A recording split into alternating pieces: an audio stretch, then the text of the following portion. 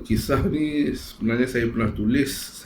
Kisah yang saya kongsikan ini pernah diterbitkan dalam artikel majalah Jelita Februari 2000. Diambil dari blog saya. Masa tu rajin tulis blog, tulislah pelajar lelaki di luar negara memasak. So majalah Jelita ambil masa tu.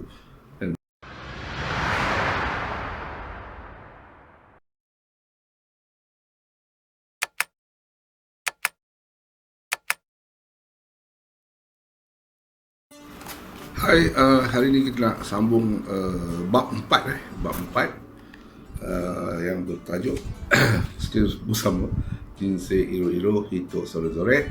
Manusia masing-masing, rambut sama hitam, hati lain-lain lah. Okey, kehidupan yang macam-macam, manusia yang pelbagai. Bab 4, hari ini hari cuti, kampus pun cuti, part time pun cuti. Bab 4 ni bertajuk pelajar lelaki memasak di Jepun. Pelajar lelaki memasak di Jepun. So, hari ini cuti, kampus pun cuti, part time pun cuti. Dan saya plan ingin memasak. Dalam rancangannya memang ingin memasak simple saja. Ada 4 kepak ayam, goreng simple saja. Kalau dibuat gulai agak-agak tidak best. Lebih menarik goreng kunyit atau masak sup sahaja. Jadi menu utama hari ini kepak goreng kunyit. Teringat sayur kucai dan tauge. Kalau ditambah tahu sayur, goreng, kicap, simple, ini pun boleh menyelerakan. Masakan Jangan lupa sedikit perasa. Cube ayam sudah pasti rasa lain sedikit, tapi niat terbantul. Buka peti ais, kucai sudah layu, tauge sudah tidak elok. Ketung sampah saja jawabnya. Menu sayur ditukar kepada sayur kubis dan tahu goreng. Setelah ditubis, bawang dan gluten sudah OC. Sambil memasak, sambil main IRC. Main IRC. Okay. Maka haritlah bawang itu tubisan tadi. Nak masak kena main IRC. Dengan berasa pro-nya, dengan pantas saya menambah air ke dalam kuali. Bukan langkah memadamkan api, tapi sudah bertukar menu. Sebab bawang sudah hitam sedikit, nanti hitam pula sayur goreng. Disebabkan ada banyak objek hitam bawang langit tadi, maka menu ditukar jadi sayur masak kicap. Tak nampak lah hitam tadi kan. Okay. Setelah dibiarkan dalam 3 minit, dinasihatkan sayur tidak dimasak lama-lama, nanti hilang khasiat. Kemudian tahu pun dimasukkan ke dalam dan ditutup kuali tadi supaya rasa masakan boleh meresap ke dalam tahu. Maaf, ini bukan buku masakan, tapi nak ceritakan masakan ini sedikit kisah survival anak lelaki rindu masakan mak di Malaysia, berusaha untuk memasak masakan Melayu. Di Jepun memang susah nak dapat masakan Melayu awal-awal dulu, lagi makan halal lah. So bila rindu ke masakan Malaysia, memang kena masak sendiri. Okay. Kebolehan pelajar lelaki memasak masakan di Jepun. Okay. Kisah ni sebenarnya saya pernah tulis.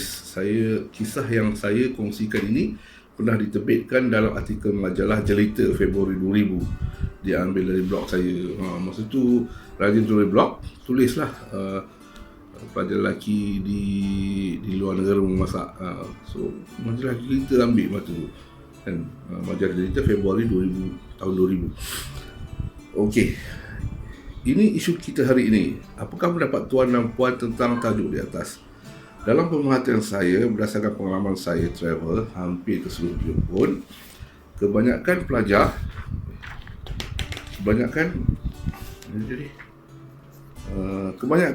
lelaki Malaysia di Jepun memang boleh masak.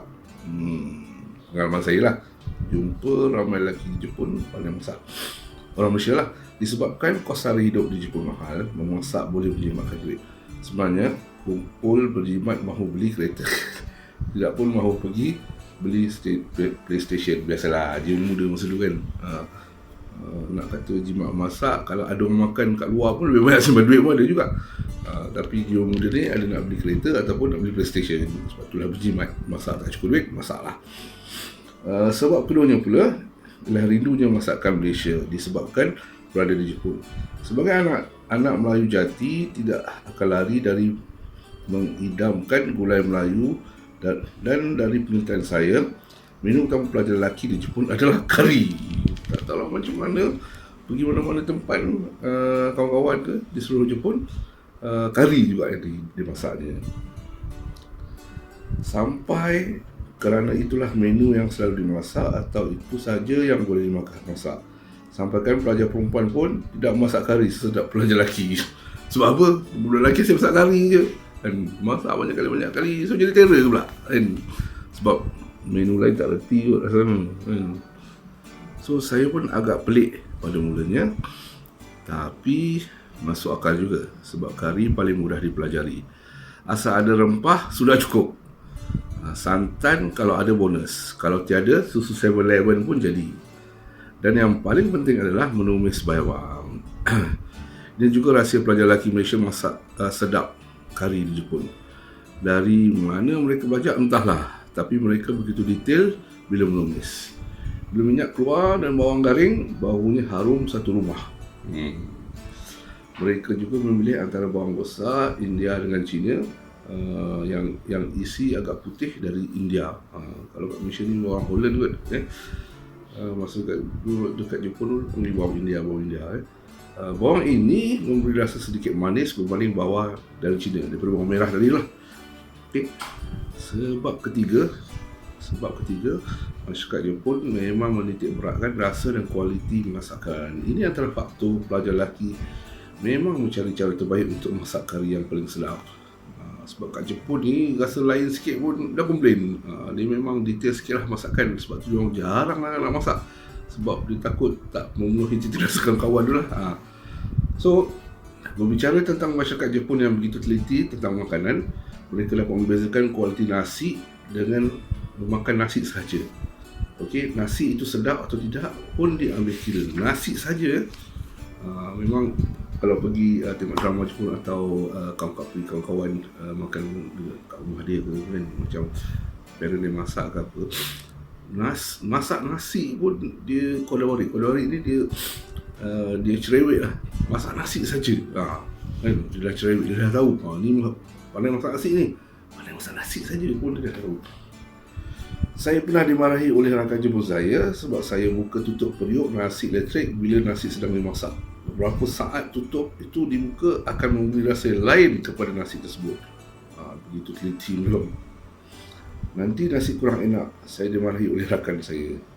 Kenapa mereka begitu menitik beratkan keenakan nasi tersebut? Dalam pengamatan saya, kerana kebanyakan menu Jepun tidak ada kuah untuk nasi.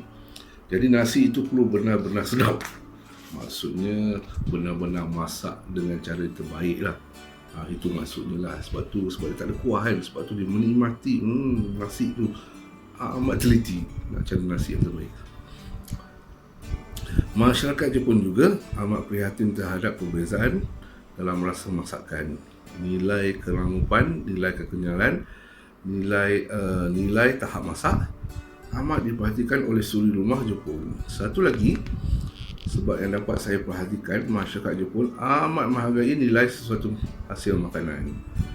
Sebab itu masakan mentah amat popular di Jepun. Mereka menghargai makanan tersebut dari isi mentah lagi. Jadi apa yang saya mahu kaitkan di sini, pelajar lelaki Malaysia di Jepun ini telah dipengaruhi oleh kecenderungan rakyat Jepun dalam menilai masakan.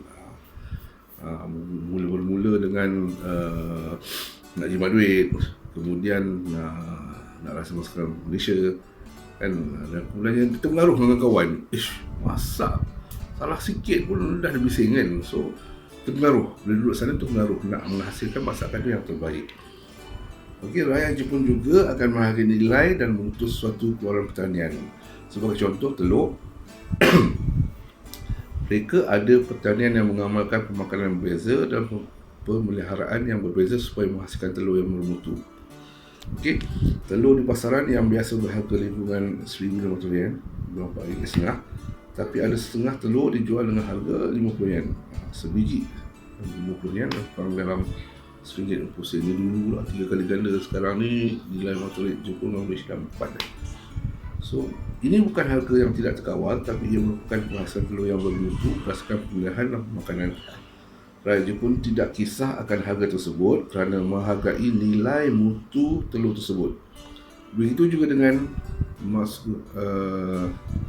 Matsuzaka Kyuriko. Sekarang ni orang panggil apa yang lebih 10 kali ganda harga mahal daripada daging biasa. Okey,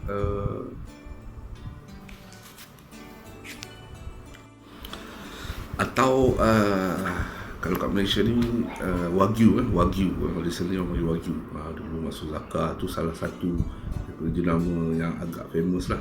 Sekarang ni Wagyu. So yang jauh 10 kali ganda lebih mahal daripada harga daging.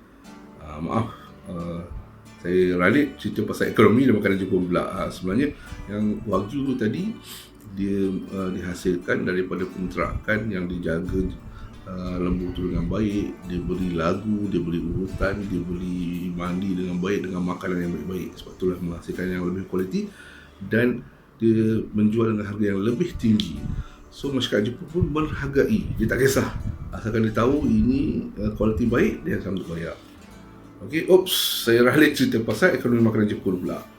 Berbalik pada topik kita tadi, topik pelajar lelaki Malaysia di Jepun dan masakan. Saya berpendapat kebanyakan pelajar lelaki Malaysia yang tidak pandai dan minat memasak, zero dan tidak tahu menahu tentang memasak akan pandai apabila sampai ke Jepun. Sebab faktor-faktor tadilah, teringin masakan, nak berjimat, dan dah terikut dengan Jepun sekali sebab nak dapatkan kualiti yang baik tadi. Oleh itu dalam pemilihan membantu, ada saya tulis ni. Oleh itu dalam pemilihan menantu yang mahu sangat lelaki pandai masak, cuba berkenal-kenallah dengan pelajar lelaki Malaysia yang sedang berada di Jepun atau pernah belajar di Jepun. Itu chapter 4 yang saya tulis 3-4 tahun sebelum. Saya nak sharekan satu review apa kata mereka daripada Muklis bin Ahmad Azam, pemilik perniagaan dalam pelbagai bidang, Reka Toys, reka.com.my. Okay. So ni Dr. Muklis saya rasa ni. Sebaik saja saya membaca bahagian pertama, saya terus asyik membaca sehingga ke helai terakhir. Malah rasa kecewa bila habis dan mahukan sambung jilid seterusnya. Buku ini adalah buku perjalanan hidup, buku pengembaraan, buku motivasi, buku monolog, buku perjuangan, buku novel, buku kegagalan dan juga buku cinta. Buku ini wajib dibaca oleh mereka yang mempunyai cita-cita. Mungkin juga boleh diadaptasikan menjadi drama TV satu hari nanti. Siapa penerbit nak adaptasi ni? Okey, so itu saja perkongsian saya untuk chapter 4, chapter bab 4 ni. Okey, InsyaAllah kita jumpa lagi.